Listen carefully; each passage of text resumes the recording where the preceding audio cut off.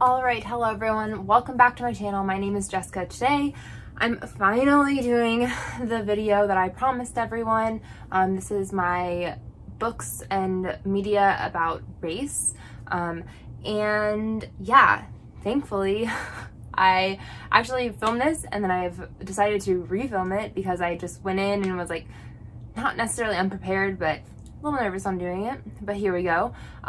So yeah, I'm refilming it and hopefully this is a lot better. Just so you all know as well, this will probably take even longer than I'm thinking because I am having my friend who is a certified counselor. She has studied microaggressions and all of that, so she's gonna watch this video that I put out because I want to make sure that this is a learning experience for everyone and myself. I don't want to be saying things that shouldn't be said, so if there are any issues, I will either be re-editing it and saying, like, coming in, or I will be putting it in the description box down below.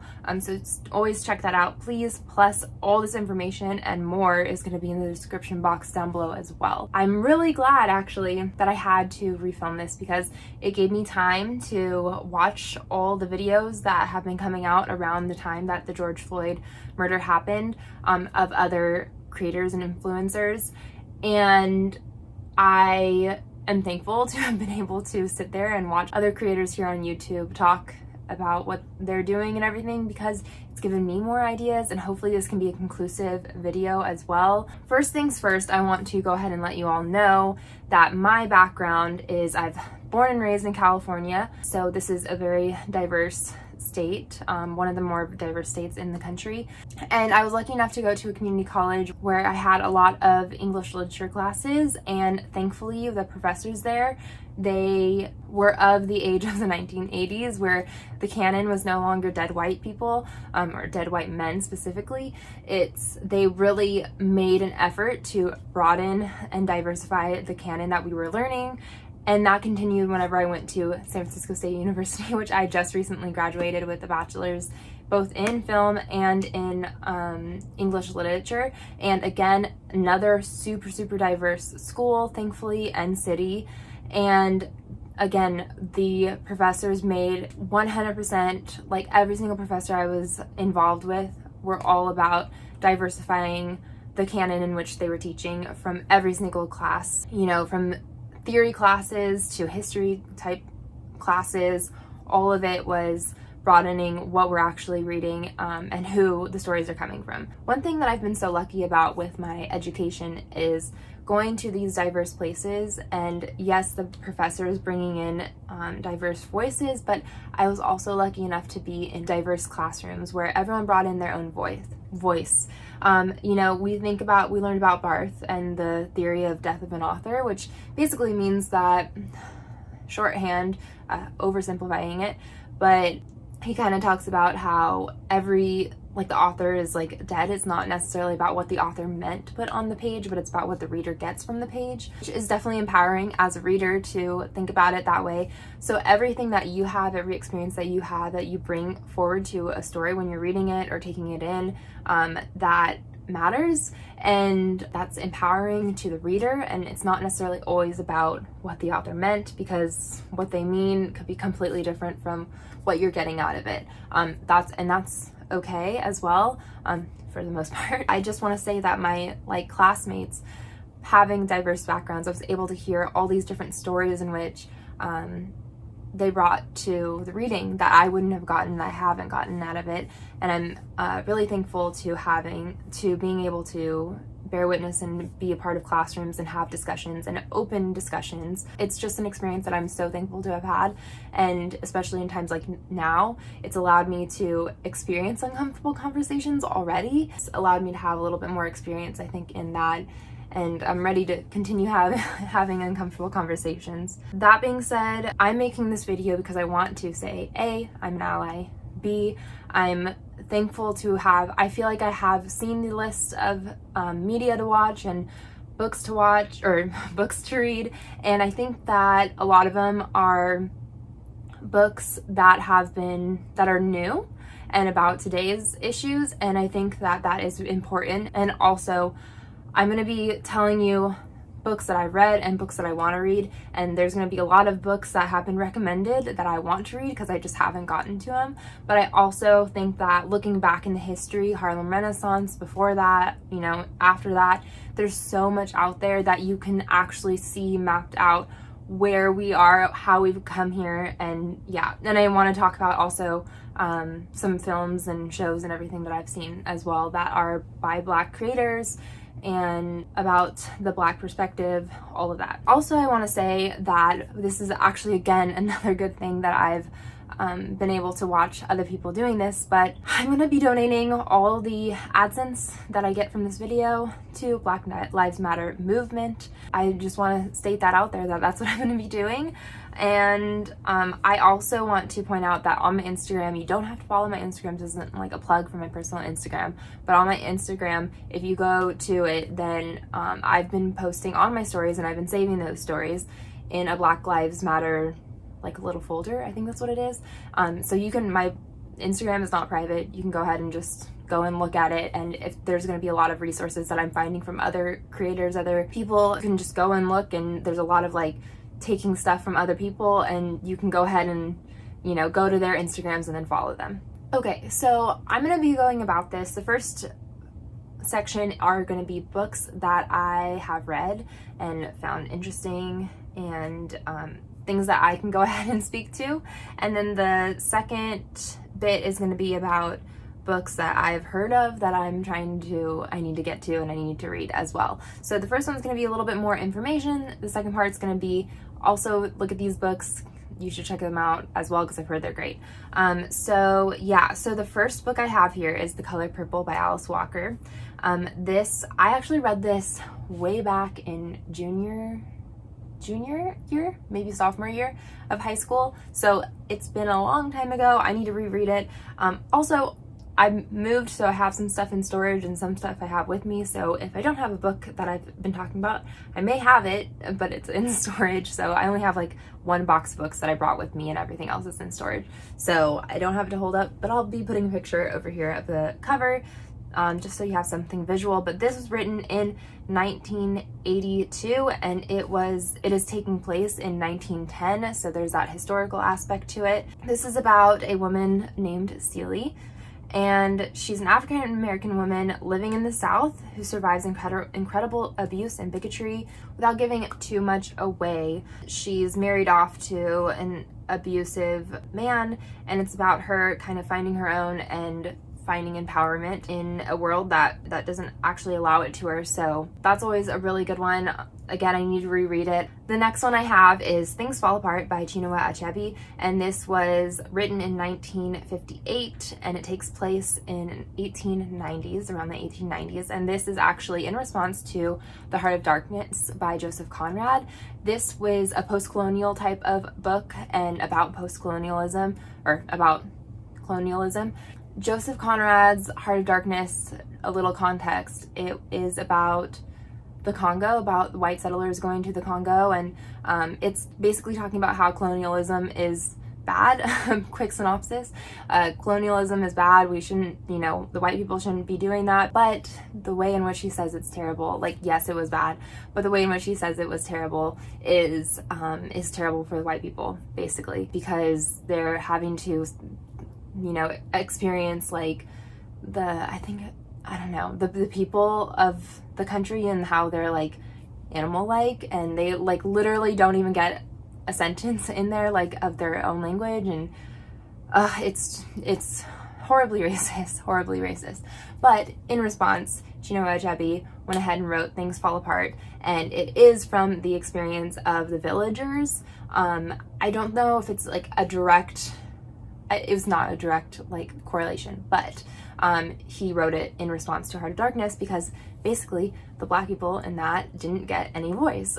So he gave voice, thankfully. And it's also talking about, I believe as well, there's a theme of language and how we have to remember those getting colonized are having to learn another language. Like, of course, the colonizers didn't learn, you know, the people's language. They're being forced upon, their tradition are being forced upon, and there's that loss of language because not everything translates. And that's actually a 3-part series, I believe. I think that's 3 parts. I only read the first one, but I want to go ahead and read the other 2 books as well. Okay, the next book that I'm going to go ahead and talk about is Beloved by Toni Morrison. So this was written in 1987, and it takes place between 1861 and 1865.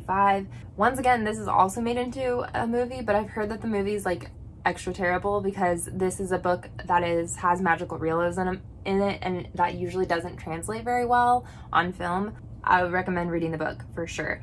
It's beautiful. Toni Morrison, I think, is the best author we've ever had on this planet. She is absolutely amazing, or was absolutely amazing. Unfortunately, she passed away, I think last year perhaps, or maybe it was the year before, very recently. But definitely all of her novels I recommend. I haven't read all of them, but like, I trust her enough. So this is about Sethe, who is a mother of 3 haunted by her horrific slavery past and her desperate action for freedom.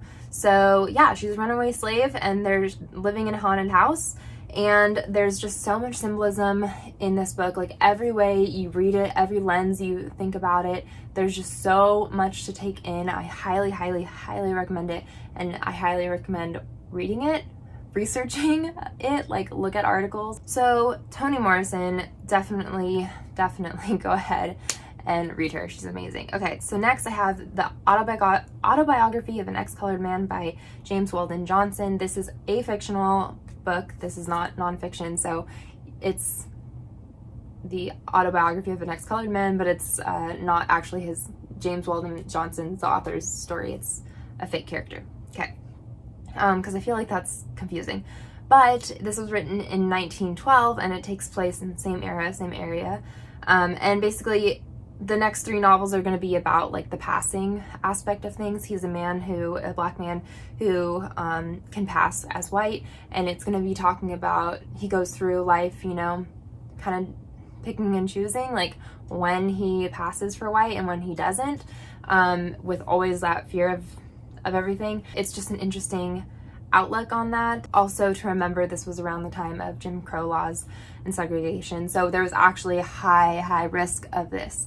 If you want to read something like that, and that's a short book, it's kind of like a novella, I believe. And the next 2 are also novellas. If you want to read something from a woman's point of view, we also have Passing by Nella Larsen, written in 1929, and Quicksand by Nella Larsen in 1928. Passing is strictly about passing, and then Quicksand is about a black person who has lighter skin, and basically she travels to different regions and areas, and each place kind of takes her in differently, and it's again kind of interesting because it's always showing what other people think of her. So that's a really interesting one. And again, those last 3 are all novellas, so they're fairly short. The View from Here by Brian Keith Jackson. This was written in 1997, and it takes place around the 1950s. And this is actually told from the point of view, it's about a mother, I think of 5. She's pregnant, and it's written in the point of view of the fetus, which is really interesting. So it's an interesting way to tell a narrative, I think, because it's kind of like from the outside but inside, someone who's really close to the mother. It's kind of like an ode to motherhood. Okay, and then we have The Bondwoman's Narrative by Hannah Crafts. So The Bondwoman's Narrative is a novel by Hannah Crafts, and she's a self-proclaimed slave or enslaved person who escaped from North Carolina. She likely wrote the novel in the mid-19th century. However, the manuscript wasn't authenticated and properly published until 2002, and it was edited by Henry Louis Gates Jr. This is from the perspective of an enslaved person. Next we have Children of Blood and Bone by Tomi Adeyemi, and it was written in 2018. This is a YA novel. This was a really fun read. It's lighter. It does have some touches on race, but it's basically a fantasy novel, YA fantasy novel, and it has magic and all this stuff. There's also a second book out. I was disappointed with the second book, but I'm waiting for the third one. That's going to be coming out hopefully soon. Fingers crossed. Hopefully she'll redeem herself, but the first one was bomb. It's so good, super fun. About a character named Zeely, and like they're oppressed by the kingdom, and the people who have magic are oppressed by the kingdom, I think they can't use their magic, or the magic's taken away from them, and it's about rebellion and kind of rising up.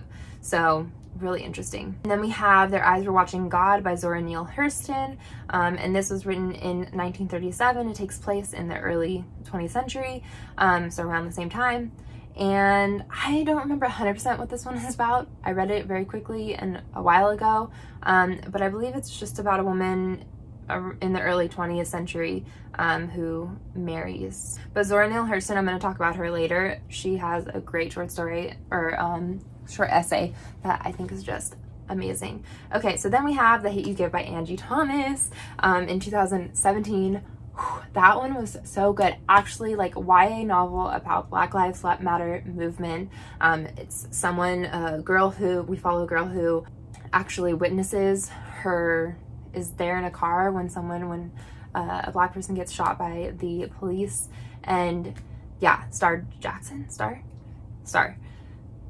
It's really good, really strong, really powerful. And it just, you see what happens to the community when something like that happens, and what happens to the people.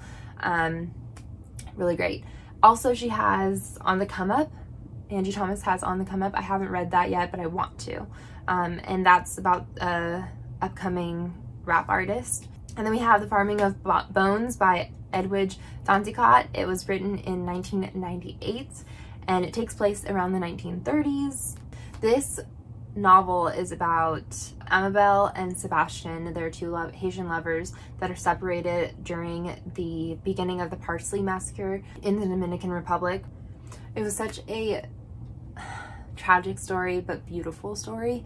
I definitely recommend that, because again, it gives us a little bit outside of the US what actually has been happening for many years with Black people. Yeah, colonization is not great. Yeah, anyways. Okay, and then the next one I read is Citizen: An American Lyric by Claudia Rankine, and it was written in 2014. This was such an interesting book, and this actually has, like, I think she had like poems in there, and then she also had pictures and essays and short story. Like, it was just like a multimedia type of experience, and it was so great. Just about, Black perspective, Black experience in America, what that's like modern times. So yeah, really interesting. I highly recommend it. Super easy to read and like get it. It's really easy. I don't know, it's just great. I also have An Unkindness of Ghosts by River Solomon, and this was written in 2017, and this is a sci-fi novel. I would say, I don't know if it's deep YA, or like it might be adult, but like kind of a young adult, youngish adult. That's what YA is. But basically it deals with class and form of slavery too. I'm trying to remember exactly,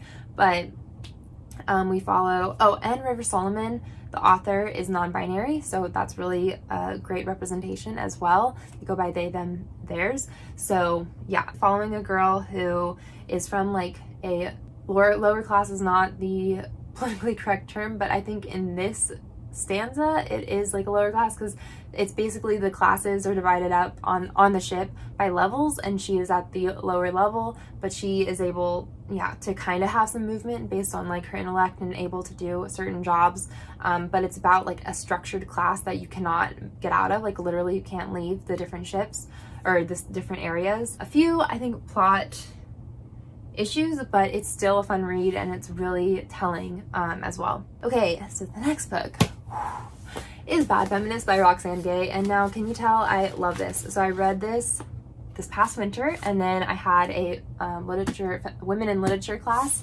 and we had to read it again, and I was just so happy, or I had to read it again, and I just made all the tabs, and it's great. Roxane Gay is a Black woman, and she is amazing. I just love her so much.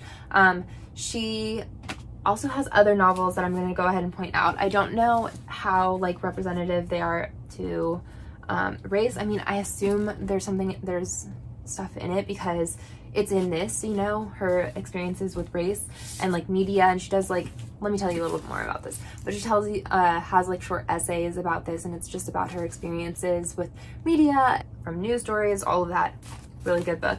But she also has Hunger by Roxane Gay, which I need to go ahead and read, and this is also a novella, and it's about her issue with her weight, or not issue, I guess, but her experience with her weight. So yeah, there's this one, and then there's Not That Bad, but these are a bunch of their dispatches from rape culture. So it's a bunch of, I think, short stories, or a collection of essays, but it's introduced by Roxane Gay and it was edited by her. So I don't know, like, I can only assume that there's representation in this, but I don't know how much the representation is, how streamlined it is. But yeah, I definitely recommend Roxane Gay. Anything that she does is phenomenal. And I also have a video of her from like a TED Talk, and she's just like the best. So I'm gonna try and, you know, link that down below as well. Okay, and then we have Sula by Toni Morrison, another Toni Morrison. This takes place in 1973, or no, this was written in 1973. It takes place in the 1900s. And yeah, it's about two women who live in a town, and it's really interesting too because this is actually one thing that she was trying to go ahead and have is a book about Black women without white people in there, or Black people without a bunch of white people in there, because I think a lot of times, like, just hearing her perspective, she was saying, you know, Blackness is often compared to or talked about in relation to whiteness, and she wanted a book about Blackness without a bunch of whiteness in it. So that's what she did. She did a town of Black people. I think there's like, you know, there's a little talk of like white people on the outskirts, but no one's like named. The main stars, the only, you know, the characters in this, the named characters are all Black people, and, or at least people of color. So yeah, really interesting, but it's about two women and their friendship and all of that, and it's just, it's great. It's Toni Morrison, so you know it has to be great. And then we have Zammy, A New Spelling of My Name by Audre Lorde. And this was written in 1982, and it's about her life. She is a lesbian Black woman, and it's about her life. And I found this really interesting because I just think she had an army of women around her. It's pretty dense. I also know that, I mean, anything from Audre Lorde. There's also another one, I think, Othered Sister, there's something like that. If I can't remember, like, if I got it wrong, I'll put it on the screen. But there's another one that's going around as well that's by Audre Lorde that I definitely recommend as well. And then we have Incidents of the Life of a Slave Girl, written by herself, which is Harriet Jacobs, and this was written in 1861. Again, she is an enslaved person who escaped, and yeah, this was really good. It's a sentimental novel, which I kind of have hard times reading a little bit and like empathizing, but that was like the time period. This was definitely, basically in the context of it, this was around the time of like Jane Eyre and yeah, the Bronte sisters and all of that. And there's, I think that there is also note that she did read Jane Eyre. She had like exposed to a library with Jane Eyre, and she was able to read that and get her hands on that, and so it's kind of a resembled to that. And the whole point of the sentimental novel, the usage of it is really interesting as well, like, again, historically, in the historical context of things, in that the whole way people got away with slavery in the first place, like, thinking about it, was basically saying that like Black people were less than human. And this was a way in which she used this novel as a way in which to show that she's not less than human. She actually feels everything that, you know, you do to her, and she can write as well. She's not dumb. She, you know, is able to be educated if only given the chance. So yeah, really good for the time. I definitely check out reading it. Yeah, again, another thing in history, like in our past, like right there at our fingertips. And then we have The Wide Sargasso Sea by Jean Rhys. Again, Jane Eyre. There's a character called Bertha that Rochester basically locks up in the attic. Completely, again, racist. Another type of Black person whose voice is stolen from them in the book. Literally doesn't get any, like, real lines, I think. Like, maybe there's like a few screams or something in there, but nothing like discernible.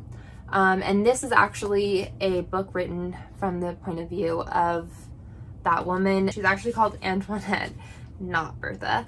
And I think that's also a theme, a renaming. Whenever you rename someone, there's a claim to it, which again, Zammy, a new spelling of my name.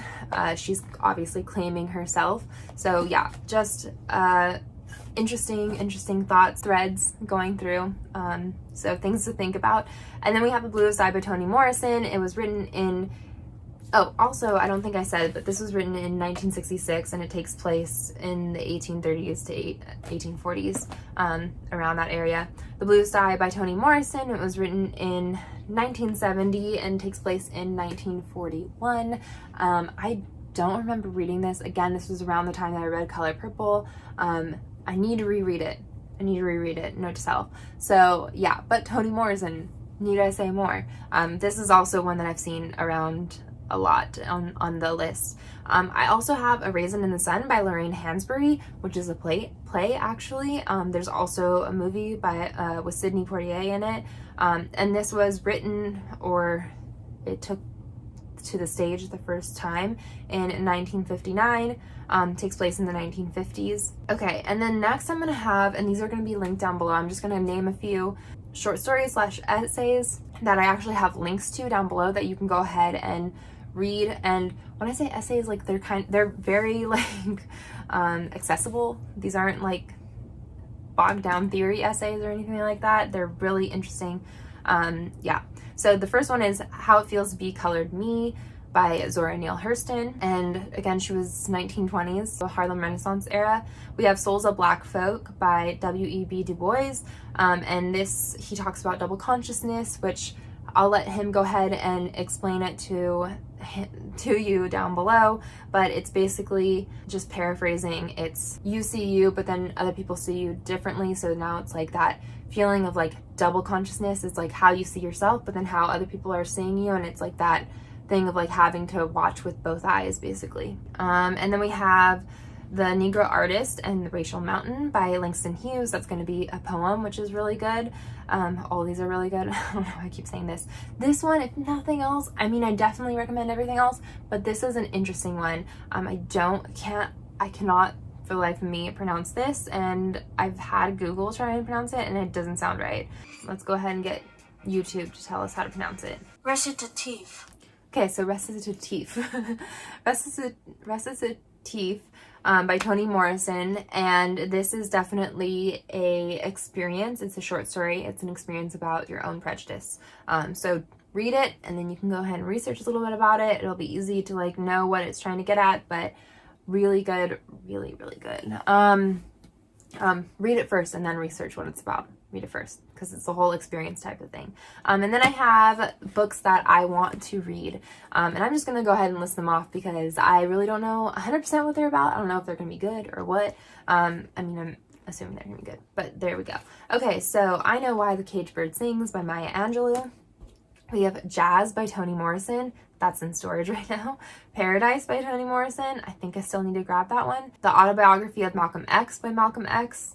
We have Stamped from the Beginning, The Definitive History of Racist Ideas in America by Ibram X. Kendi. Poet X by Elizabeth Acevedo. Dear Martin by Nick Stone. Tyler Johnson Was Here by J. Coles. The Immortal Life of Henrietta Lacks by Rebecca Skloot.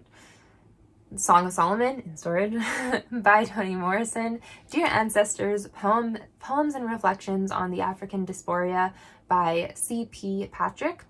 Queenie by Candace Carty Williams. On the Come Up, didn't I say it, by Angie Thomas. Born a Crime, hey, I have this one. True Stories, Stories from South Africa Childhood by Trevor Noah. Trevor Noah himself is just like... And then we have Magical Negro Poems by Morgan Parker. And then we have How to Be Anti-Racist by Ibram X. Kendi. Again, another one by Ibram X. Kendi. White Fragility, Why It's So Hard to Talk to... wrote this wrong. White Fragility, Why It's So Hard to Talk to white people about racism. That's wrong. Oh, it's Why It's So Hard for White People to Talk About Racism. Okay, there we go. Got it. By Robin DiAngelo. And then we have New Jim Crow, Mass Incarceration in the Age of Colorblindness by Michelle Alexander. Why I'm No Longer Talking to White People About Race by Rennie Edolodge. Eloquent Rage by Brittany Cooper. Redefining Realness, My Path to Womanhood, Identity, Love, and so much more by Janet Mock. I actually read a little excerpt by Janet Mock as well. I don't know if it's from this book or not, but it was again from my Women in Literature class, and she is a trans woman who was an I think she no longer does, but she was a sex worker. And then The Bells by Donnell Clayton. Also, I forgot to mention Becoming by Michelle Obama. I actually already read this, and I just finished it, and it made me cry. Really good. I heard that she has. I looked it up, and apparently Barack Obama actually keeps saying that she had a ghostwriter. But, like, it's fine. She was still great in it. She still was like, it was a lovely story, and the ending made me cry a lot, but I got through it. Don't worry, I got through it. But yeah, I will say too, like, obviously she's talking about, and she mentions it, that she has lots of privilege. There's privilege comes in many different shapes and sizes, and including, you know, class. She obviously, like, she came from working class, but she worked up to being the first lady. So, you know, there's privilege that comes with that, which is great. But also, I think being the first Black first lady was, and, you know, having Barack Obama being the first Black president was also really interesting to hear the perspective on that. So also I want to kind of talk about quickly bad examples that have been coming around, and I want to point out the problems with those examples that I've seen around.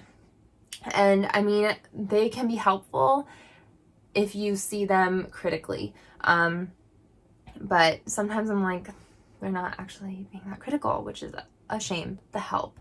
So The Help, I mean, I read the book a while ago, I watched the movie a while ago, and I've seen this grow popular. There's the issue of the white savior, basically, and that is the white savior coming out of, you know, the woodworks, coming in and like being like, I'll help you all, but then like not giving credit to the people who need to have credit, and like not having those people benefit from it. And again, that kind of comes to play with Uncle Tom's Cabin, which was written by a white woman. What came from it is a lot of caricatures and not real experiences, which is why what I recommend are, you know, novels written by the enslaved people themselves. Some media that is helpful, in my opinion, we have Lemonade by Beyonce.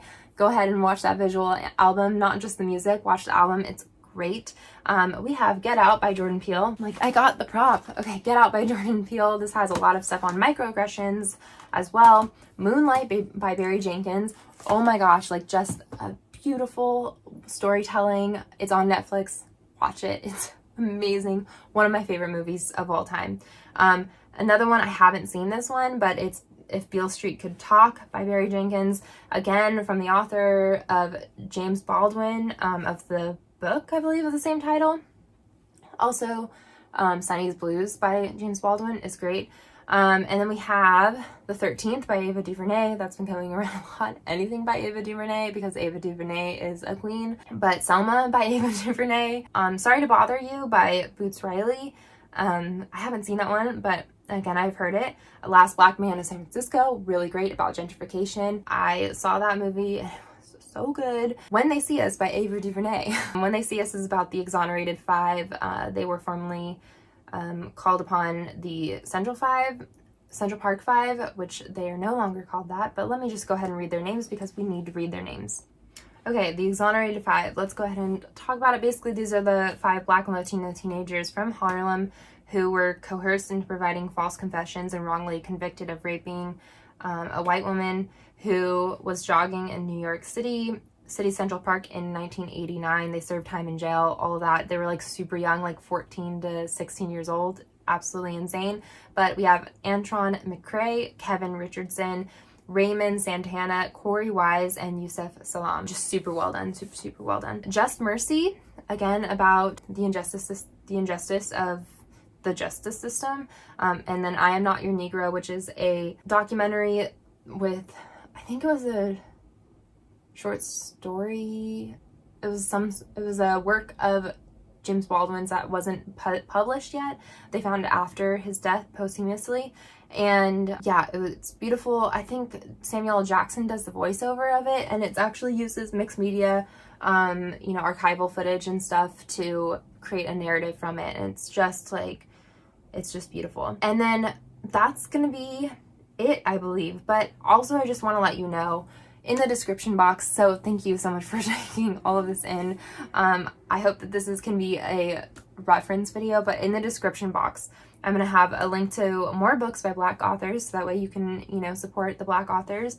We're going to have Black owned or Black friendly businesses to support, Black graphic designers and artists to support, places to donate. I'm gonna have Black booktubers. I know this is a beauty channel for the most part, but I'm gonna have Black booktubers down below. I also am gonna have videos down below who are also donating their AdSense to different organizations. Also, if I can't fit everything in the description box, because I'm going to have a lot, I'm also going to have like all the books that I talked about like down below, just so you have them and like can read back to them. I'm going to go ahead and do a pinned comment as well at the top so you all can see that, because I know there is a limit. I want to go ahead and tell you about different things that I'm personally doing just to give you some ideas about stuff, but I've definitely been signing a ton of petitions. I've been having uncomfortable conversations with those around me. I've been trying to find more channels to go ahead and follow of Black people. I volunteered at the NAACP, which is, I definitely recommend.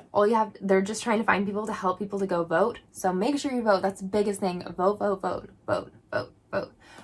So yeah, I volunteered for the NAACP, and yeah, I'm definitely trying. Oh, and then also, you know, what we buy is activism. We can go ahead. There's so much power in activism. I definitely think, a little background on me, I started an organization last year at SFSU, and it's the Feminist Filmmaker Fellowship. This is not TERF feminism. This is all inclusive feminism. So yeah, including, you know, all skin tones, all ethnicities, all genders, all sexualities, all of it. We're completely inclusive. So anyways, I know a handful of things about activism, and it's so easy to be an activist. And I was also watching Jane Goodall's like masterclass randomly, and she was saying, you know, think of food as activism. Like everything that you can do and like buy is, you can actually, if you can think of it as activism, you can do it as activism. And you know, what we buy, like that's who we're supporting, you know. I will be changing my buying as well. I will not buy from any brands or any people. Book Outlet is actually not great to buy your books anymore, apparently. So, which I'll try and link a video from Naya Reads and Smiles down below. It's a shame because their books are so cheap, but they are not Black people friendly, unfortunately. So yeah, but I want to make sure I'm buying from places that are inclusive. I'm putting my money where, you know, where my beliefs are.